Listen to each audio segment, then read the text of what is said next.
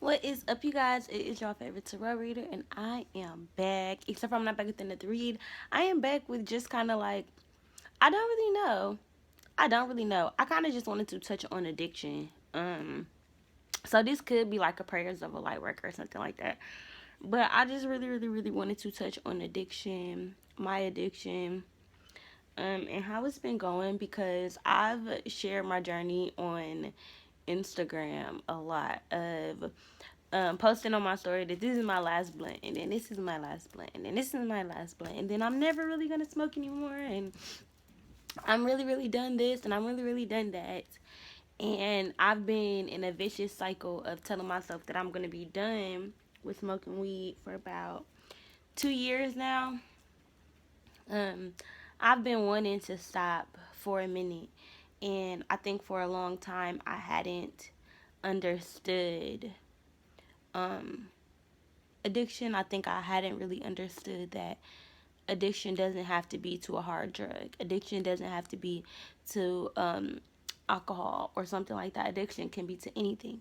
You can have an addiction to running, to working out, to eating, to working.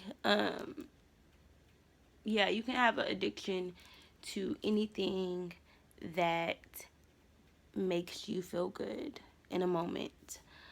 Because I mean, I guess the word good is relative to. Okay, so I guess it makes you feel comforted in a moment. Cause to me, that's kind of what I think addiction is. I think it's comfort. Like for me, with smoking weed, I have become comfortable with telling myself, okay, this makes me comfortable. Like, okay, when I'm stressed out, weed can calm me down. It makes me more comfortable. It makes me able to handle a situation. Or it's like, okay, if I'm going somewhere, I'll have more fun if I'm high, or I'll be chill if I'm high, or I'll be more laid back if I'm high. It gives me a level of comfort. Um, Now, of course, I feel like along the way we start to tell ourselves that we need that comfort, or that we need that drug or thing to give us that comfort. And I'm noticing that that's a lie. Like I feel like it's so easy to not depend on yourself when you haven't been taught to depend on yourself. When you've watched yourself let yourself down, or when you've seen yourself kind of go through something and you feel like, I allowed this to happen, or I let this happen to me. You kind of tell yourself in your mind that I can't even depend on me to help me, or I can't even depend on me to do something good for me.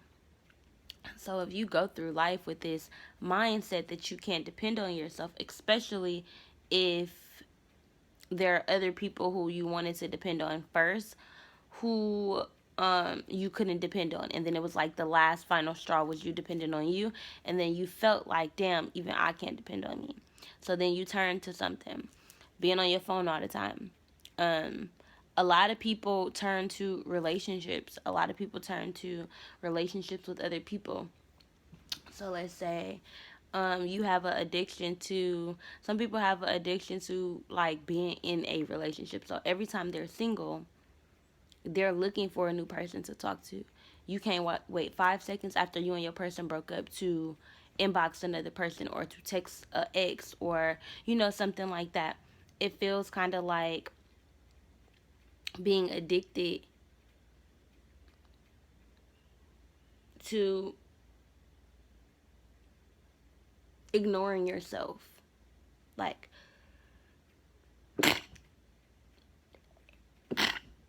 cause think about it. Um, when I'm smoking my weed, like, I feel like I'm ignoring myself. I'm ignoring what I can do for myself in that moment, because I'm telling myself that I need to rely on weed to do it. Or I can tell myself that, I don't know what I was going to say. Or like I stopped hearing my voice as I was talking. So now I can't remember what she was saying. Uh, I don't know. I don't know. Y'all know I got mental health issues. But yeah, I don't know. Addiction is hella hard. And for me, I felt like I went from one addiction to the next.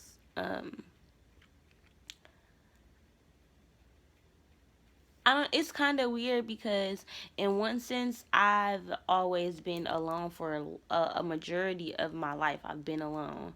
Um, when I break up with people, I'm usually single for a while before I jump into another relationship. Um, but there's still a sense of being addicted to it. Like even if I relapse, or I mean, even if I'm clean and I'm not dating anybody and I don't want anybody, there's still that addiction. There's still that want for it, that crave for it. Like whenever I'm single, or like with me smoking weed, it was kind of like every time that I wasn't smoking, I wanted to be smoking. Like every time I finished a blunt, I could in my mind see myself being ready to roll up the next blunt. Um, I could literally get lost in filming a video, like a smoke session or something, and I guess I won't be paying attention to the fact that I'm smoking.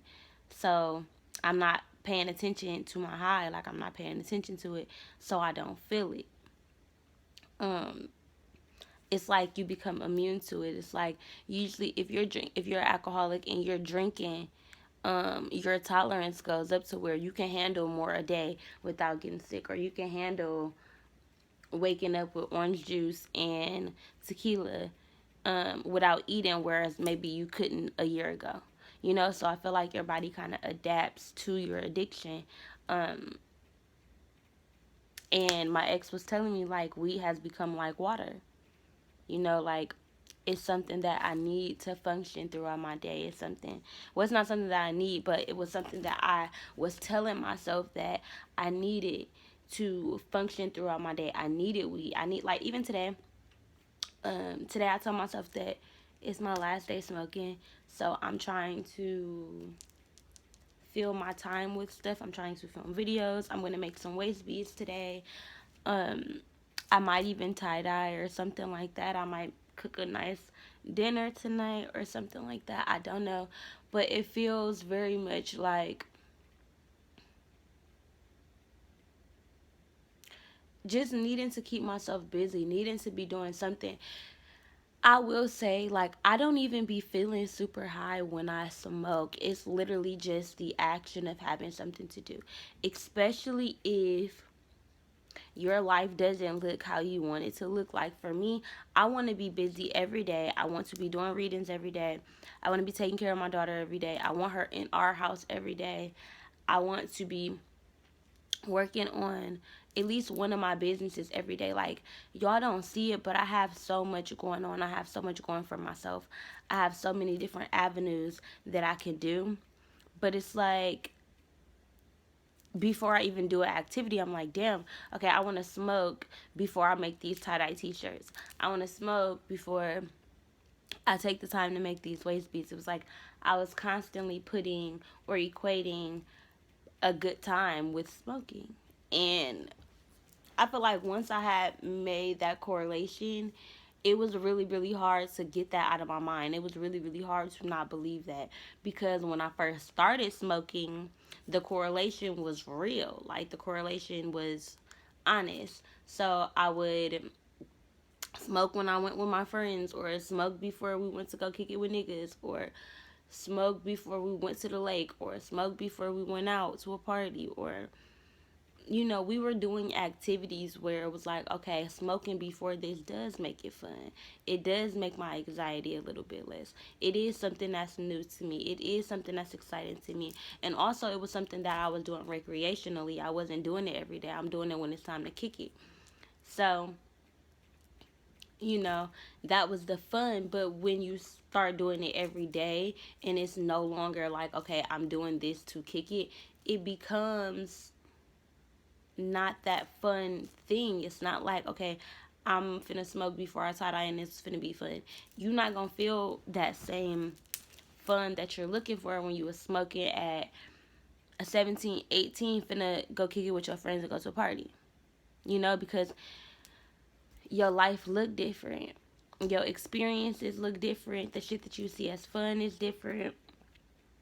Um, and a lot of times, not a lot of times, all the time, any drug, any weed, liquor, um, pills, lean, whatever, all of that shit is going to affect you how your mind affects you. So if you are having a bad trip, it's because you probably in a bad mental headspace.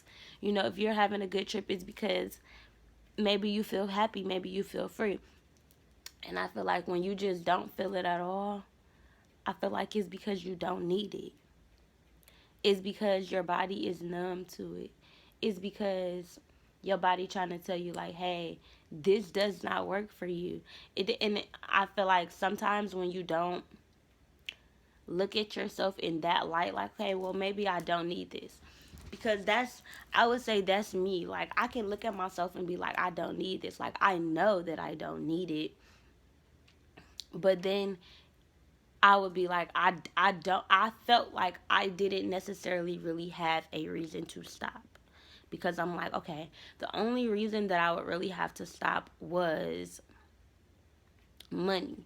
And to me, I felt like I don't want to be in a poverty stricken mindset telling myself I can't spend money on weed, because if I'm telling myself I'm rich, if I'm telling myself that I'm manifesting this money for myself, I should have 100% faith that whatever money I spend is going to come back to me. So me spending this money is not a bad thing. Me spending this money is not a loss. You know, so I kept telling myself, like, I don't got no reason to really stop smoking. Like, when I have a reason, that's when I will. But I think that I wasn't really looking at everything else that goes into me smoking weed. A part of me smoking weed is me having time taken away from my daughter. When I'm smoking weed when my daughter is home, I have to go in the bathroom, or I have to go outside, or I have to go in a different room. And that's taking time from her experience with me. You know, so to tell myself, oh, I don't really have a reason to stop smoking, that's like telling myself, I don't have to spend more time with my daughter. I don't care about how she feels when she really wants my attention, but I'm in the bathroom smoking. And I'm an open book, I'm honest, so I spill all my tea, sis, like, period. Um, Another thing is how it affects the way that I look. My lips are dark. That's an insecurity of mine because of how much I smoke.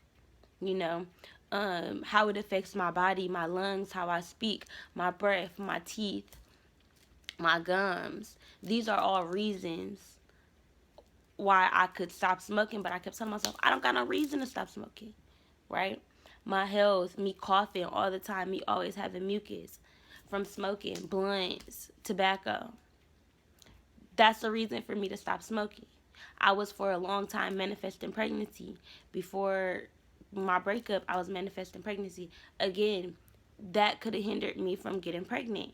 But in my mind, I didn't see it like that. I'm just like, fuck it. Like, once I get the baby, once I find out I'm pregnant, then I'll stop smoking. You know? And I feel like when I was in a relationship, it was so easy for me to be like, I want to smoke with my nigga. Like, I think that's really one of the things that I had always wanted to do. Like, smoke with my nigga. Like, that's one of the things that's kind of like my thing. Like, it's a vibe. Like, we sharing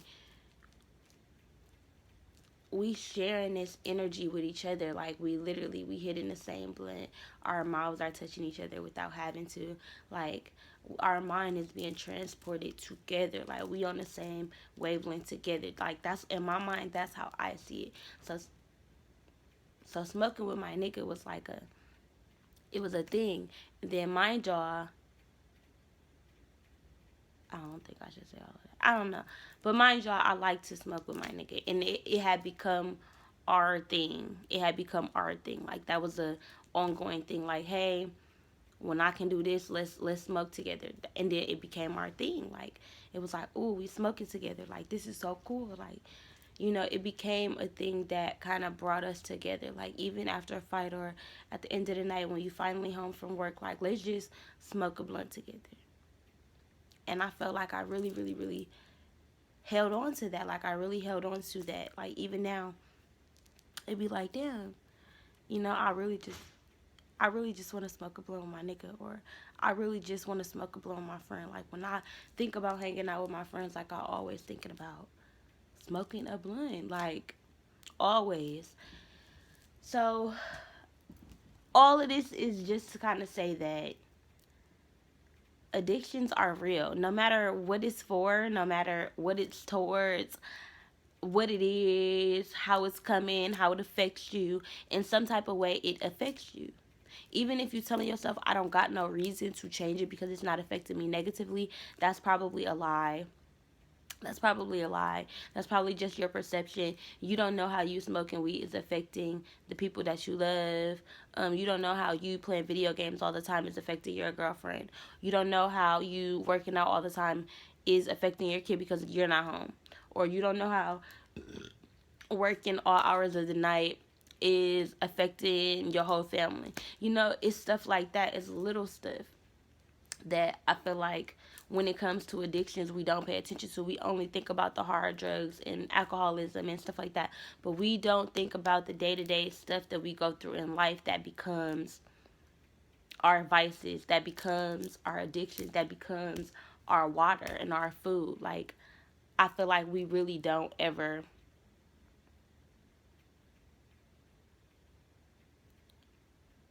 look at how we damage ourselves after damage has already been done, because we already see ourselves as damaged, so we stop striving to not damage ourselves. Like, it kind of just becomes like, oh well, I did it once, like, it is what it is. Like, before I started smoking, I used to think about how I didn't like my mom smoking. I used to think about, and that's another thing, it's like, how could you do something to your child that you didn't like? You start to think about that kind of stuff. It's like, damn, I used to think about before how it would affect somebody's lungs or something like that. But then after you start doing it, it's like, well, it's really not that bad. You want to come up with excuses. Oh, it's really not that bad. You start drinking lean, and it's like, no, but it's from a doctor. And, like, I feel like before you do something, you have all these reasons why it could not be good for you or why it could not be healthy for you. And as soon as you make whatever that thing is your reality, automatically it makes things okay. Automatically it sends things in a spiral of difference.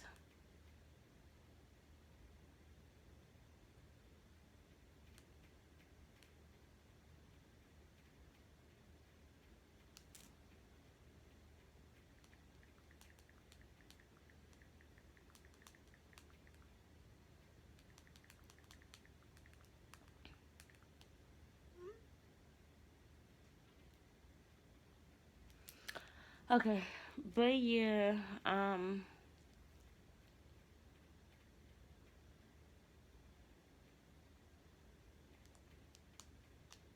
yeah, I don't really know what else I can say other than I really hope that today was my last day of smoking. Like, I really, really hope and believe in my heart that today was my last day smoking. Um, yeah, I'm finna try to film some readings, like actual readings. I'm gonna try to really, really put myself in a position to keep myself busy and keep my energy flowing and keep myself in high spirits and positive spirits, and just pray that I kind of like be okay. Um, because it's not easy. Letting go of something that you're addicted to is not easy. It really does take self discipline. It really does take an ultimate love for yourself, and it ultimately does take wanting to do it, wanting to stop, wanting to be better. For me, wanting my lips to look different, wanting my skin to be better, um, wanting my gums to get back lighter. Like, I want to start taking care of myself a lot better. Um, my nails are always brown and shit, like my fingers and shit from smoking roaches. Um, yeah, I just I just feel like I'm ready to put myself in a position to be healthy with my body, like with drinking more water and taking better care of myself. And I feel like now that I'm single, I have that time to kind of like focus on me, because before it was like I was doing it for another person. I wanted to stop for another person so things could be different for them, so I could look better for them, or so that I could feel better for them. But now that I feel like I'm doing it for myself, now that I feel like I'm doing it for myself, it just,